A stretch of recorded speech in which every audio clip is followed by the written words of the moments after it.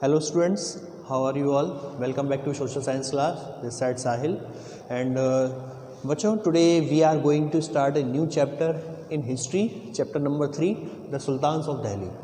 एक आज हम एक न्यू चैप्टर की शुरुआत करने जा रहे हैं जिसका चैप्टर का नेम है द सुल्तान्स ऑफ दिल्ली, ठीक है, जिसे हम दिल्ली सल्तनत के नाम से भी जानते हैं। देखिए यहीं से अब स्टार्टिंग होगी इस चैप्टर के अंदर कि भारत के अंदर कैसे फॉरेनर्स ने रूल करना स्टार्ट करा। अभी तक हमने देखिए रिकॉल करिए चैप्टर नंबर 2 तक। चैप्टर नंबर 2 तक हम लोग क्या किसके बारे में पढ़े थे? लोकल जो रूलर्स थे, पृथ्वीराज चौहान है ना, या चोल्स के बारे में पढ़े, है ना, अलग अलग रीजनल किंगडम के बारे में पढ़े थे। एक यहाँ से अभी तक क्या हम लोग लोकल रूलर्स के बारे में पढ़े। यहाँ से अब भारत के अंदर स्टार्टिंग होगी फॉरेनर रूलर्स की, कि कैसे बाहर के विदेशी लोग हमारे भारत में आए और उन्होंने रूल किया। दिल्ली सल्तनत जो हमारे स्टार्ट होगी वो स्टार्ट होगी आपके 1206 से लेकर के 1526 तक, ठीक। देन 1526 से लेकर के आपका 1857 तक समझ लीजिए ये आपका मुग़ल रूल कहलाएगा, और 1857 से लेकर के आपका 1947 तक ब्रिटिशर रहा है। तो देखिए यहाँ से स्टार्टिंग हो रही है और पूरा 1947 तक आज़ादी तक हमारे ऊपर कोई ना कोई रूल करा। इस दौरान हमारे ऊपर रूल करे दिल्ली सल्तनत वाले, है ना, यहाँ पर मुग़ल रूल करे हमारे ऊपर, यहाँ पर ब्रिटिशर्स। तो ये दोनों तो हम लोग इसमें ही क्लास 7 की हिस्ट्री में पढ़ेंगे, मिडिवल हिस्ट्री, और ये वाला पीरियड जो हम लोग पढ़ेंगे ब्रिटिशर वाला वो क्लास 8 में पढ़ेंगे, जिसे हम लोग मॉडर्न हिस्ट्री के नाम से जानते हैं, ठीक है। तो दिल्ली सल्तनत के बारे में पढ़ रहे हैं जो कि 1206 से स्टार्ट हुई और 1526 तक चले गई। अब इस दौरान पे दिल्ली सल्तनत, सुल्तान्स ऑफ दिल्ली इस दौरान क्या हुआ, अलग अलग डायनेस्टी हुई हैं बच्चों, क्या हुई हैं, अलग अलग डायनेस्टी हुई हैं दिल्ली सल्तनत में। तो पहली जो डायनेस्टी जो हुई है उसका नाम है slave, second Khilji, third one Tughlaq,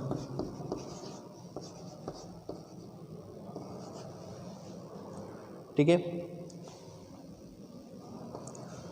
fourth Sayyid, and then Lodi. Khilji dynasty हमारी स्टार्ट हुई 1206 से लेकर के चलेगी आपकी 1290, एंड देन अरे उल्टा लग गया, स्लैब 1206 से लेकर के 1290, 1290 से लेकर के 1320, आपका 1320 से ये स्टार्ट होगा तुगलक और 1414 तक चलेगा, एंड देन सैयद आएंगे आपके 1414 में, और कब तक चलेंगे 1451, और ये 1451 से लेकर के 1526, ठीक है। तो ये डायनेस्टी है, मैंने सारी लिख दी है। स्लैब डायनेस्टी सबसे पहले दिल्ली सल्तनत के अंदर स्टार्ट होगी डायनेस्टी, इसका नाम है स्लैब डायनेस्टी। स्लैब डायनेस्टी जिसे हम लोग गुलाम वंश भी कहते हैं, ये स्टार्ट होगी 1206 से लेकर के 1290। फिर हमारे आएंगे खिलजी डायनेस्टी, ये स्टार्ट हुई खिलजी डायनेस्टी 1290 से लेकर के 1320। देन आएंगे तुगलक डायनेस्टी हमारा स्टार्ट होगी 1320 से लेकर के, और कब तक चलेगी 1414 तक। देन आएंगे हमारे सैयद की स्टार्टिंग डायनेस्टी 1414 से लेकर के 1451। लास्ट में जो डायनेस्टी होगी दिल्ली सल्तनत के अंदर वो है लोधी जो कि स्टार्ट होगी हमारे यहाँ 1451 से लेकर के 1451 से लेकर 1526। तो यहाँ तक हम लोग दिल्ली सल्तनत के बारे में पढ़ेंगे। अब ये मैंने जो आपको ये डायनेस्टी लिखी है, स्लैब डायनेस्टी, खिलजी, तुगलक, सैयद, लोधी, अब इन डायनेस्टी में भी कुछ अलग अलग रूलर्स हुए हैं, ठीक है। तो वो हम लोग जब चैप्टर हमारा स्टार्ट होगा, मैं डिस्कशन जब करेंगे हम लोग, तब हम उसके बारे में पढ़ेंगे। तो सबसे पहले तो हम लोग अब बुक का स्टार्ट हम करते हैं। बुक में क्या दिया हुआ है, सबसे पहले सोर्सेस के बारे में दिया हुआ है। अब इस चैप्टर के अंदर देखिए हम लोग पढ़ने के वाले हैं ये सारे जो डायनेस्टी हमने बताई है, इन सारी डायनेस्टी के बारे में पढ़ेंगे, और इनके कैसे रूलिंग करते थे, कैसे एडमिनिस्ट्रेशन चलाते थे, कैसे सल्तनत का डिक्लाइन हुआ, वो सारी चीज़ें हम इस चैप्टर के अंदर पढ़ेंगे। नंबर 1 में पढ़ेंगे सारी डायनेस्टी दिल्ली सल्तनत के अंदर कौन सी हुई, इनका एडमिनिस्ट्रेशन कि कैसे एडमिनिस्ट्रेशन चलाते थे, सोसाइटी और इकोनॉमिक कंडीशन क्या थी, एंड देन लास्ट में पढ़ेंगे कि डिक्लाइन क्यों हुआ दिल्ली सल्तनत का। तो सबसे पहले तो हमारी बुक में क्या दिया हुआ है, सोर्सेज के बारे में दिया हुआ है कि दिल्ली सल्तनत के बारे में हम जो पढ़ते हैं उसके सोर्सेज क्या है। सोर्सेज क्या दिए हुए हैं, बताया गया besides inscriptions coins and monuments there are numbers documents in the form of historians that have been maintain. क्या बताया गया कि दिल्ली सल्तनत में हम लोगों को जो जानकारी मिलती है कॉइन से या इंस्क्रिप्शन से या मॉन्यूमेंट से, उसके अलावा भी कुछ हमारे पास कुछ डॉक्यूमेंट्स हैं जो हिस्टोरियंस ने लिखे हुए हैं, मेंटेन करे हुए हैं। ये रिकॉर्ड्स हमारे लिए क्या कहलाते हैं, तारीख।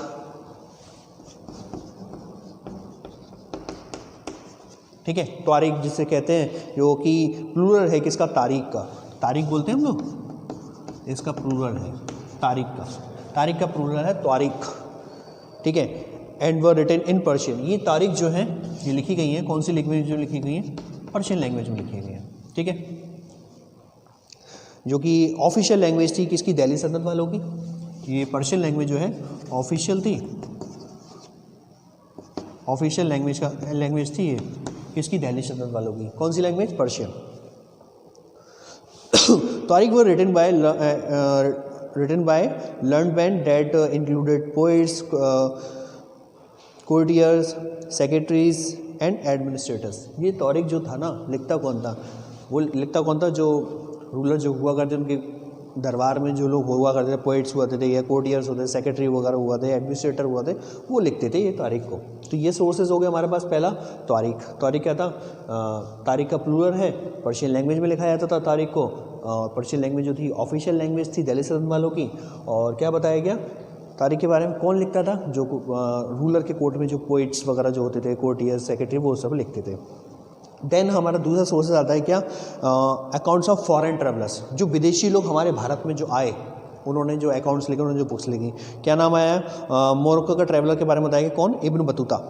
ये हम लोग बहुत नेम पढ़ते हैं इब्न बतूता के बारे में।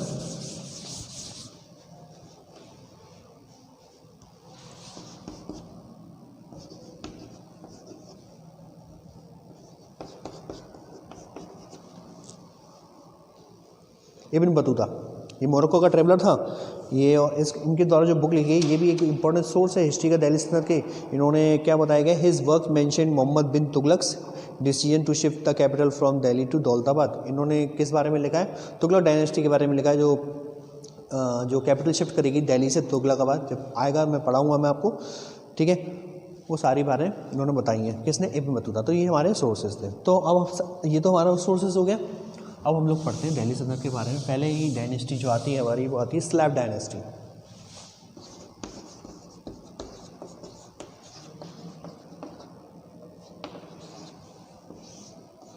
स्लैब डायनेस्टी, ठीक है। स्लैब डायनेस्टी कहाँ से स्टार्ट है, 1206 से लेकर 1206 से लेकर 1290, ठीक है। स्लैब डायनेस्टी को हम लोग क्या कहते हैं, मामलुक डायनेस्टी भी कहते हैं। मामलुक अलग अलग नेम से पुकारते हैं हम लोग इसको, Mamluk dynasty, early Turkish dynasty जो कहते हैं, ठीक है। देखते हैं क्या बोला गया इसमें, स्लैब डायनेस्टी। देखिए स्लैब का मीनिंग होता है गुलाम। तो स्लैब डायनेस्टी को जो हम लोग हिंदी में अगर पढ़ेंगे तो इसे हम लोग गुलाम वंश भी कहते हैं। अब ये स्लैब डायनेस्टी का स्टार्टिंग पॉइंट कहाँ से होता है, तो देखिए पहले रिकॉल करना पड़ेगा हम लोग को, जो बैटल ऑफ तराइन जो हम लोग पढ़े थे, हम लोग पृथ्वीराज चौहान और मोहम्मद गौरी के बीच में जो युद्ध हुआ था। सेकंड बैटल ऑफ तराइन जो हुआ था 1192, है ना, उसमें कौन हारा था, पृथ्वीराज चौहान। मोहम्मद गौरी जीत गया था। मोहम्मद गौरी जब जीत गया था तो ये पूरा एरिया जो था इंडिया का वो उसने ले लिया था। लेकिन जब उसकी डेथ हुई थी, किसकी, मोहम्मद गौरी की, जब मोहम्मद गौरी की जब डेथ हुई तो उसके पास कोई नेचुरल हायर नहीं था जो उसका उत्तराधिकारी बने। तो उसने क्या करा था, मोहम्मद गौरी ने अपने जो रीजन थे उसको डिवाइड कर दिया था, अपने गुलामों के बीच में बांट के चला गया था। तो अलग अलग रीजन थे, अफगानिस्तान का अलग बांटा के, दिल्ली का अलग। तो हम लोग जहाँ अपनी इंडिया के बारे में बात कर रहे हैं, तो इंडिया वाला जो हिस्सा है दिल्ली वाला साइड का, वो मोहम्मद गौरी ने अपने गुलाम किसको, कुतुबुद्दीन ऐबक को बना करके चला गया था। कौन, मोहम्मद गौरी। यही स्लैब डायनेस्टी की स्टार्टिंग होती है। तो पहला जो स्लैब डायनेस्टी का जो रूलर बनकर आता है स्लैब डायनेस्टी के अंदर, वो बनकर आता है कौन, कुतुबुद्दीन ऐबक।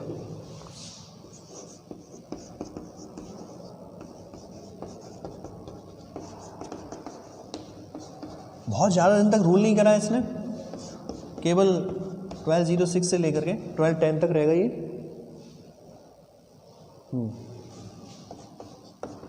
ओनली 4 साल के लिए रूलर बनेगा। कौन? कुतुबुद्दीन ऐबक। ये था कौन कुतुबुद्दीन ऐबक? ये स्लेव था, किसका? मोहम्मद गौरी का। गुलाम था ये, कौन? कुतुबुद्दीन है, किसका? मोहम्मद गौरी का। ठीक है। जब कुतुबुद्दीन ऐबक केवल 4 साल के लिए, 4 साल में कुछ ऐसे काम करके ताकि हम लोग हिस्ट्री में पढ़ रहे हैं इसका नेम। तो पहला तो काम इसने क्या करा कि इसने अपने आप को कभी सुल्तान नहीं माना, सुल्तान का खिताब कभी अपने ऊपर नहीं लिया, अपने आप को हमेशा इसने स्लेव ही समझा अपने आप को, गुलाम। किसका? मोहम्मद गौरी का, पहली चीज़। दूसरी चीज़ क्या, इसने अपनी जो कैपिटल बनाई वो लाहौर को बनाया था, दिल्ली को नहीं बनाया था, इसने लाहौर का कैपिटल बनाया था। ठीक है। और क्या करा इसने? कुतुबुद्दीन ऐबक ने दिल्ली के अंदर एक सिटी है, इसका नेम है महरौली।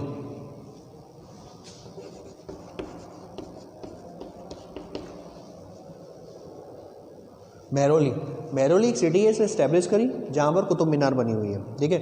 तो महरौली एक सिटी है, वहाँ पर इसने इस्टेब्लिश करा महरौली को, दिल्ली के अंदर। ठीक है। और क्या करा इसने? आप नाम सुनते होंगे कुतुब मीनार। कुतुब मीनार का भी फाउंडेशन जो था वो इसी ने रखा, हालांकि इसकी डेथ हो गई थी तो बाद में कंप्लीट जो कराया वो इल्तुतमिश ने कराया था। तो कुतुब मीनार का इसने इस्टेब्लिश कराया। और 2.5 दिन का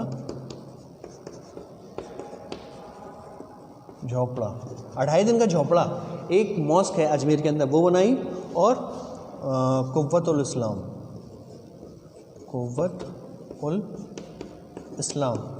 इस्लाम करके एक मॉस्क और है, इसने दिल्ली के अंदर बनाई। एक्चुअली में जहाँ पर कुतुब मीनार बना हुआ है वो एक कॉम्प्लेक्स है, कुतुब कॉम्प्लेक्स जिसे हम लोग कहते हैं। तो उसके अंदर ही ये कुव्वतुल इस्लाम, कुतुब मीनार और भी कई सारे मॉन्यूमेंट्स हैं, तो वो सारे उस कॉम्प्लेक्स के अंदर बने हैं। तो कुव्वतुल इस्लाम जो मॉस्क है दिल्ली के अंदर, महरौली सिटी के अंदर, ठीक है, वो कुतुबुद्दीन ऐबक ने बनाई। कुतुब मीनार भी इसी ने बनवाया। ठीक है। और इसकी ये काइंड हार्टेड बहुत था, तो काइंड हार्टेड को देख करके इसका एक टाइटल दिया गया, उसका नाम दिया गया क्या? लाख बख्श का टाइटल, खिताब दिया गया किसको? कुतुबुद्दीन ऐबक को, इसके काइंड हार्ट, सॉफ्ट हार्ट को देखते हुए। ठीक है। इसकी डेथ कैसी हुई? सडनली इसकी डेथ हुई एक्सीडेंट में। ठीक है। एक्सीडेंट में कौन सी क्या डेथ हुई? एक्चुअली ये गेम खेल रहा था, एक पोलो है ना, घोड़े पे खेलते हैं ना पोलो, उस पर गेम खेल रहा था अपने पोलो गेम। तो उस पर सडनली क्या हुआ, गिर गया घोड़े से और इसकी अचानक से सडन से डेथ हो गई। इसकी कुतुबुद्दीन ऐबक की। कब? 1210 में। ठीक है। तो 4 साल तक रूल करा केवल, लेकिन काफ़ी ऐसे काम करेंगे जिसकी वजह से हम लोग इसका पढ़ते हैं। और दिया हुआ है हमारी बुक में, he had capture many Rajput kingdoms and extended Turkish rule to 2 आब रीजन। ये अपना जो रूलिंग पार्ट था ना दिल्ली सल्तनत का, वो 2 आब रीजन तक लेके गया था। अब ये बात आती है कि 2 आब रीजन क्या होता है? 2 आब देखो, ये 2 आब लिखा है, 2 आब, ये 2 आब है ना, तो आब का मीनिंग जो होता है ना, पानी होता है, और 2 माने पानी, 2 माने 2, तो 2 आब क्या है कि 2 रिवर के बीच का जो एरिया है वो क्या कहलाता है? 2 आब रीजन कहलाता है। तो इसने 2 आब रीजन जो है कैप्चर कर लिया। 2 आब रीजन कौन सा था? गंगा यमुना का बीच का पार्ट, 2 आब रीजन जिसे हम कहते हैं। ठीक है। आगे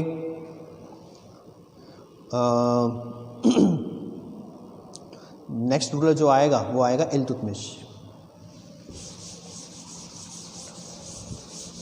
स्लेव डायनेस्टी पढ़ रहे हैं, कुतुबुद्दीन ऐबक हमारा ख़त्म हो गया, अब हमारा कौन आ रहा है? इल्तुतमिश आएगा। ठीक है।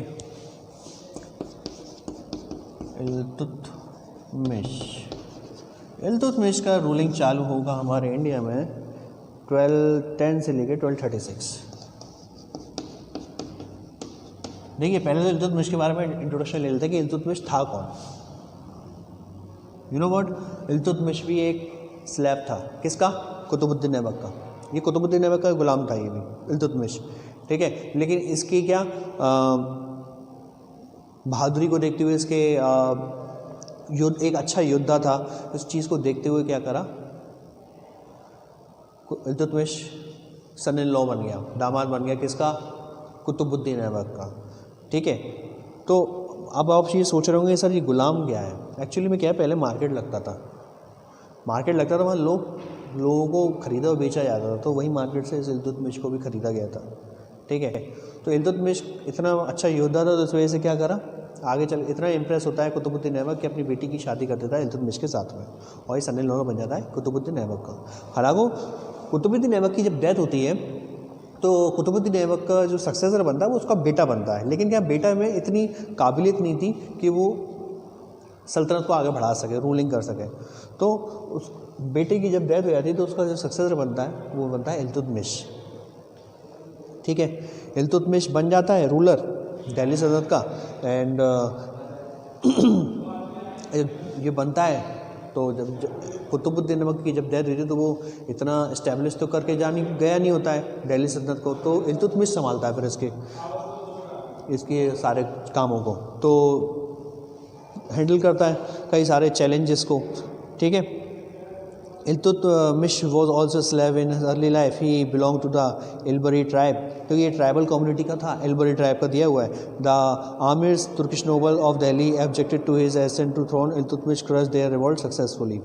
ठीक है, ये देखिए एक वर्ड दिया गया है कि इल्तुतमिश जब रूलर बनता है ना तो कौन होते हैं, आमिर्स।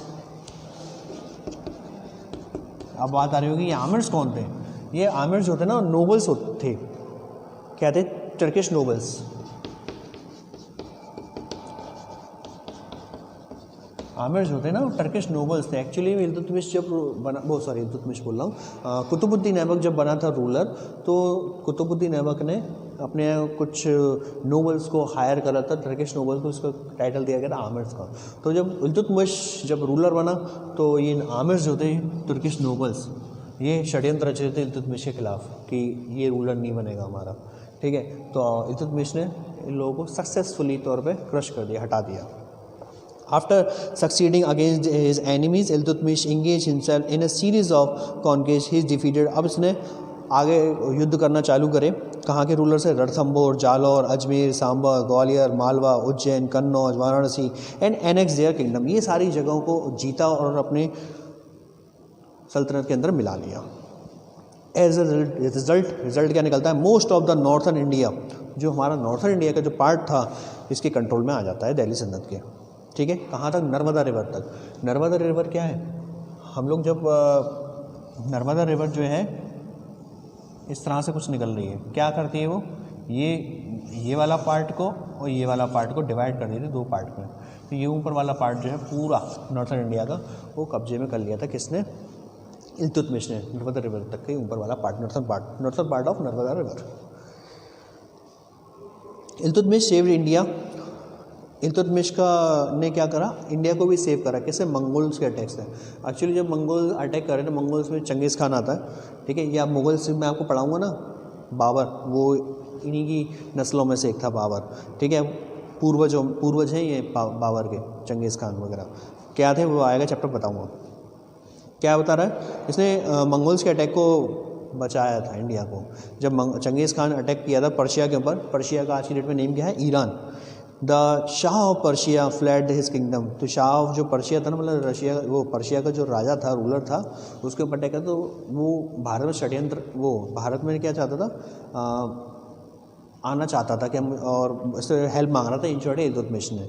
तो चंगेज़ खान ने क्या करा, ने इसको डराने के लिए क्या करा इल्तुतमिश को, कि वो जो पाकिस्तान वाला का जो नॉर्थन पार्ट है हमारा, ये इधर वाला जो पार्ट है ना पाकिस्तान का, ये वाला अफगानिस्तान से इधर जब आते हैं, ठीक है, तो यहाँ तक अटैक कर दिया था इसने, चंगेज़ खान ने। लेकिन क्या, फिर इल्तुतमिश ने क्या ऐसी रणनीति अपनाई कि वो चंगेज़ खान यहीं से लौट जाता, भारत में अंदर अटैक नहीं कर पाता, अटैक करता ही नहीं, भी लौट के चला जाता यहीं से ही। ठीक है, और ये इसको मना कर देता है हेल्प के लिए, पर्शिया का जो, ईरान का जो राजा था। आई होप क्लियर होगा। यहाँ तक टॉपिक रखते हैं आज हम लोग, जो आज हम लोग स्लेव डायनेस्टी के बारे में पढ़ रहे थे।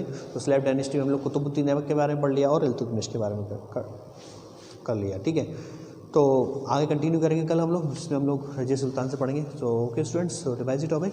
Thank you.